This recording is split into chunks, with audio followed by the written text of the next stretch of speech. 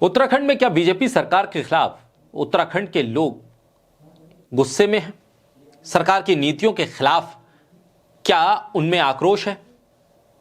क्योंकि सरकार तो कह रही है कि वो उत्तराखंड के हित में काम कर रहे हैं और इससे बढ़कर उत्तराखंड की सरकार अपने आप को सनातन प्रेमी और बहुत अधिक धार्मिक बताते हुए उत्तराखंड में लैंड जिहाद, लव जिहाद, वक्फ की जमीन, अवैध मजार, इन तमाम मुद्दों के आसरे ये चाह रही है कि उत्तराखंड में एक मेजॉरिटी का ध्रुवीकरण हो जाए। दिलचस्प बात यह है कि उत्तराखंड में मुसलमानों की आबादी इतनी नहीं है कि वो उत्तराखंड में सरकार बनाने या फिर किसी की सरकार ना बनने देने की स्थिति में हो।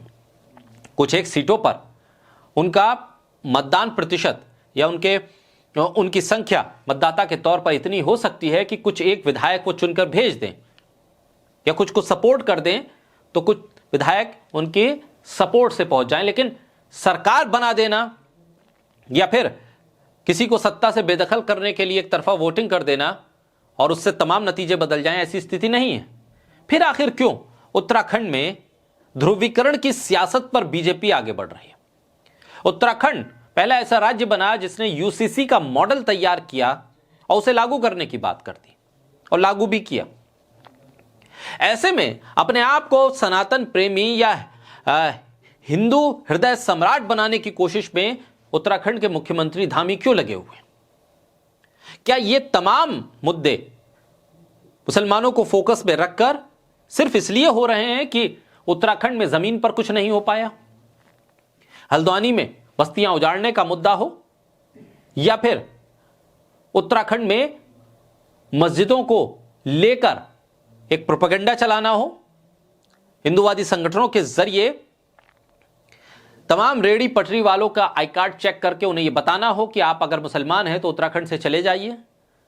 उत्तराखंड में लव जिहाद का एक प्रोपेगेंडा खड़ा करके मुसलमान कारोबारियों से दुकानें खाली करवाना हो, वहां के रहने वाले लोगों से यह बताना हो कि मुसलमान अगर किराए के लिए मकान ढूंढे या दुकान ढूंढे तो उसे मत दीजिए, मुसलमानों का आर्थिक बहिष्कार कीजिए।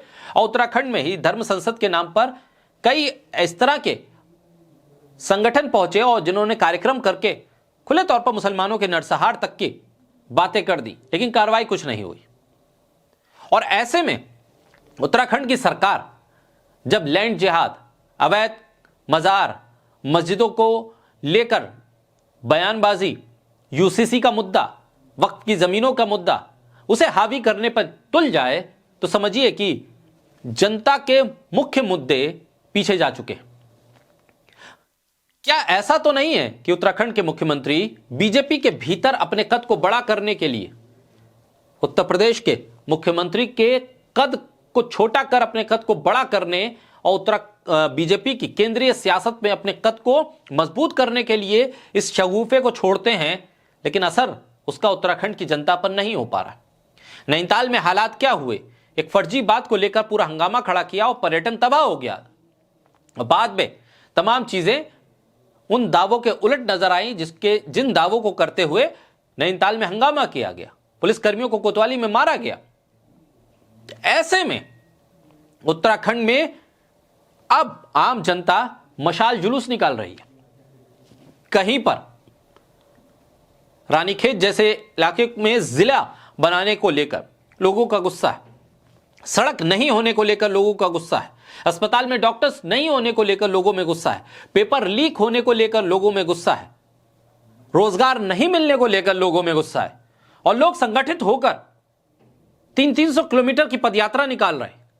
मशाल जुलूस उत्तराखंड के हर गांव में, हर इलाके में अब निकलना शुरू हो गया है और यह सरकार के लिए एक मुश्किल खड़ी कर सकता है। लेकिन सवाल यह है कि यही लोग जो बीजेपी के समर्थन में भी होते हैं, क्या आज मशाल जुलूस निकाल रहे हैं, कल जब वोट देने की बारी आएगी तो इसी नजरिए के साथ वो वोट करेंगे या फिर वो वापस लैंड जिहाद, लव जिहाद, वक्फ जमीन और मुसलमान के मुद्दों पर जाकर बीजेपी को फिर से वोट कर देंगे? सवाल यही है, क्योंकि उत्तराखंड के इश्यूज एड्रेस नहीं हो पाए, इस बात के आरोप लगाते हुए लोग मशाल जुलूस निकाल रहे हैं। लेकिन सरकार कह रही है कि ये जो एट्रेंडम लोग निकल रहे हैं, सड़क पर आ रहे हैं, जुलूस निकाल रहे हैं, मशाल जुलूस निकाल रहे हैं, प्रोटेस्ट कर रहे हैं, ये दरअसल जांच के दायरे में आनी चाहिए चीजें। ये लोग संवेदनशील मुद्दे को, संवेदनशील चीजों को छेड़ रहे हैं और इसको लेकर उत्तराखंड के मुख्यमंत्री उनकी मांगों पर ध्यान देने की जगह इन प्रदर्शनकारियों पर ही शक कर रहे हैं। तो ऐसे में सरकार जब अपने ही राज्य के लोगों की मांग को नकार दे और कह दे कि आपका प्रदर्शन ही स्पॉन्सर्ड है, तो फिर आप अंदाजा लगाइए कि सरकार की संवेदनशीलता किस हद तक खत्म हो चुकी है। सरकार इस बात को मानने के लिए तैयार नहीं कि उसने राज्य में कुछ नहीं किया। उत्तराखंड की सरकार इस बात को मानने के लिए तैयार नहीं कि उत्तराखंड में कहीं से भी सड़क, बिजली, पानी, अस्पताल, डॉक्टर या पेपर लीक जैसा कोई मुद्दा है भी, और इसीलिए वो इन तमाम चीजों पर बात कर ही नहीं रहे। वो बात मुसलमानों को फोकस करते हुए जनता को यह समझा रहे हैं कि आपके लिए अस्पताल से बड़ा इशू यह है कि मुसलमान लैंड जिहाद कर रहे हैं। आपके लिए पेपर लीक से बड़ा मुद्दा यह है कि उत्तराखंड में अवैध मस्जिदें बन रही हैं। आपके लिए आपकी सुरक्षा या सड़क से बेहतर मुद्दा यह है, बड़ा मुद्दा यह है कि यूसीसी हमने लागू कर दिया, यह अचीवमेंट बताया जा रहा है।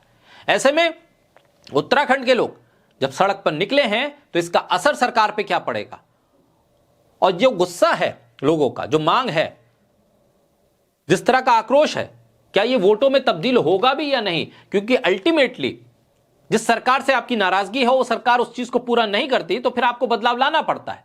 और लेकिन अगर बदलाव नहीं आया तो ये समझिए ये प्रदर्शन महज खाना पूर्ति है, क्योंकि आप सरकार के नाकामियों को, सरकार के गलत कामों को अधिकारियों पर मढ़कर अब राजनीतिक जो चेहरे हैं उनको सेव अगर करते चले जाएंगे तो फिर राजनीति में बैठे शीर्ष नेता से लेकर राज्य स्तर के नेता ये समझ लेंगे कि इस जनता को सिर्फ और सिर्फ जो हम कहेंगे वो ही मानना पड़ेगा, वो मानेगी। इसलिए बेफिक्र होकर आप प्रदर्शन करते रहिए, प्रोटेस्ट करते रहिए, सरकार पे कोई असर नहीं होगा।